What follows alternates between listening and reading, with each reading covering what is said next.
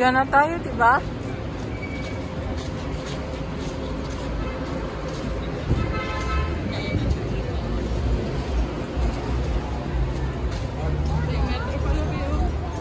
Ah, yan yung metro.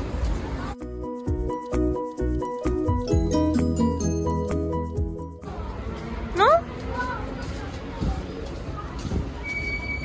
Teka lang. Yan, dyan kami nakalipat.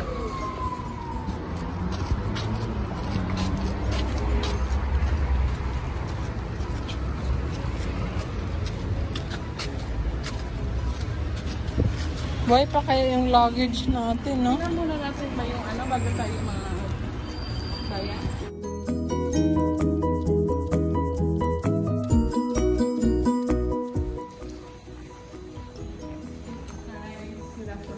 Okay. So guys, ito na nga. Nakalipat na kami ng hotel. Dito sa may malapit sa metro, malapit sa center. Sa Comfort Hotel. Hello guys! Okay, so now, third day na namin dito sa Yerevan. Pero hindi pa kami nakakapag-room tour. So, mapakita namin sa inyo yung room namin. Room, tapos lumabas. No, from the... So, eto.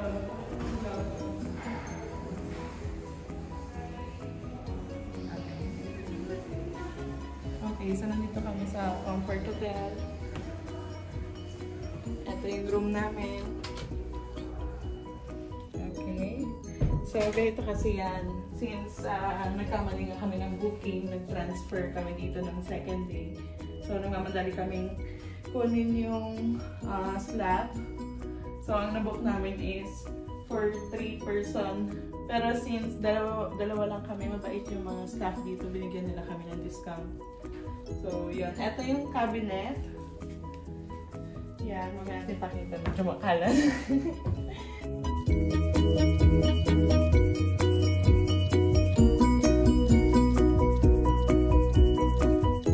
Tapos yung bed. Then, pagpasok niya ng washroom, yung toilet. So, malinis siya. Everyday may napupunta dito para maglinis. So, yan.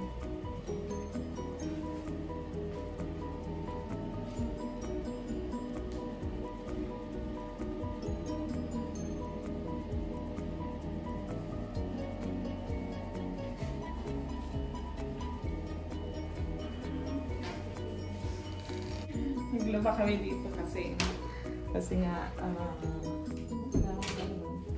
okay, merong vault, may mga speakers. Then, bibigay sila ng free water, pero isang beses lang to. Tapos coffee, tea.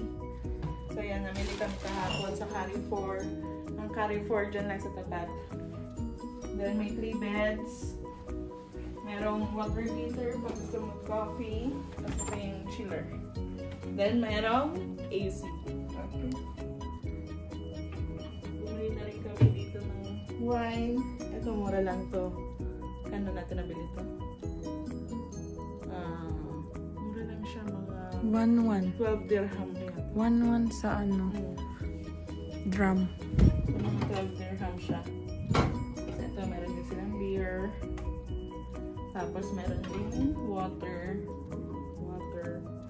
Though sabi naman nila, pwede daw kaming uminom ng water from the faucet kasi fresh water naman. Kaya lang, syempre, yung mineral nila. Para sure. Okay, so ito yung bed. Then dito, wala masyadong view.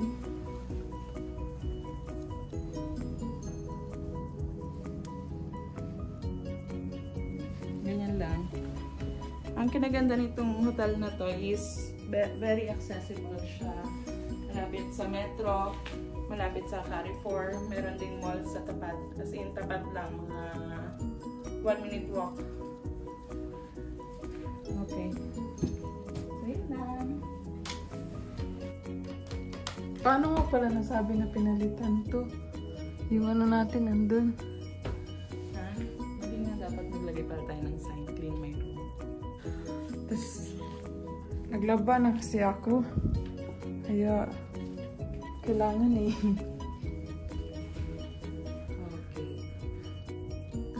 nag-book kami using Agoda application. Bali, marami namang options doon. Ang maganda, dapat mag-book kayo kung meron kayong time, kung na-plan nyo yung vacation ninyo, mag-book kayo in advance kasi mas mura. Pag medyo malapit na yung date, sobrang mahal na ng mga prices. So, yun. And ito, highly recommended talaga, mabait yung mga staff dito.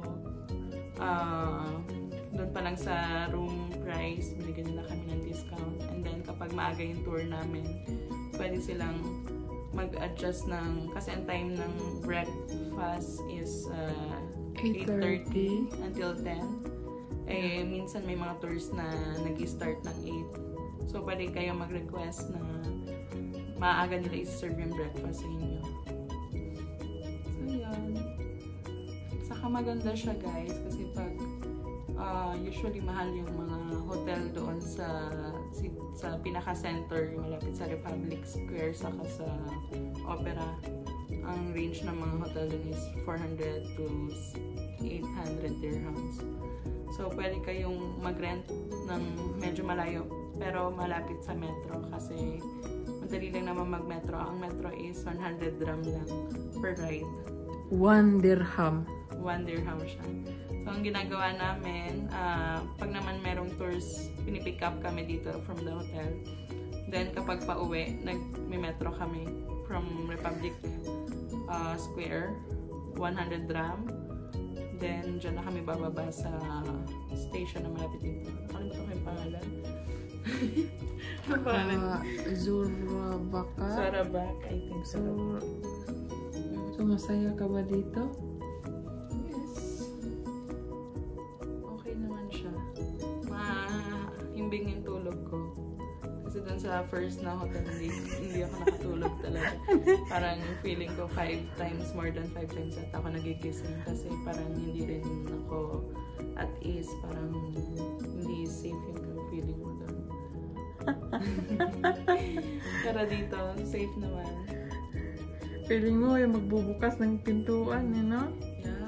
Tapos, kahit pa inaharang ko yung luggage sa pintuan, feeling ko pa din, wala baka may magbukas dito habang natutulog tayo. Ginawa namin, nagising kami ng 12. Inarang namin yung luggage dun sa main door, saka dun sa balcony door, para in case na may magbukas. Pero mababait naman ang mga tao dito. Mabait naman sila, pero syempre hindi mo naman, basta kailangan ano ka lang din.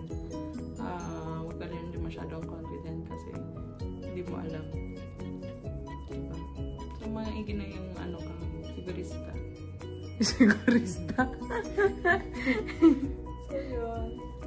And nga pala, kapag pupunta kayo dito, ganito yung ginagamit nila. So, make sure naman dala kayong ganito. Wi-Fi, mabilis din yung Wi-Fi nila. Ang problema sa TV, wala silang Netflix. So ngayon guys, makapag-watch na ako. Kasi, okay ang Wi-Fi. Okay. Anyways, wala man akong laptop. Ngayon na, pupunta kami ng city ngayon. Nag-check kami ng tours. Kasi Pero it's already 8 PM. But, maliwanag pa sa labas. sobrang hindi kami prepared. Lagi kami nagbo-book ng tour ng mga 11. Pero, yung tour na binubukan namin, okay naman sila kasi kahit na sobrang late na mag-book, na bubuk naman nila. May ano naman, excellent naman din yung ano na service. Kaya lang medyo kasi kamahalan din daw. Lang din daw sa iba. Mahal, pero kung sa TripAdvisor. TripAdvisor yata. TripAdvisor. Hindi dyan. Oh, basta yun. Yun na yun. So, doon. Ano bang meron makikita doon? mo rin. Lahat kasi meron dito mga choices kapag gusto mo mag-join ng tour o kaya gusto mo ng private tour. So, sila yung pinakamura doon. Pero hindi pa kasi namin na-explore yung city. Baka pag nag-explore kami, merong mas may mura. And ang problem kasi namin ngayon is yung package nila, hindi kasama yung Diligent. Diligent? Yeah, tapos Harney. gusto naming mapuntahan yun.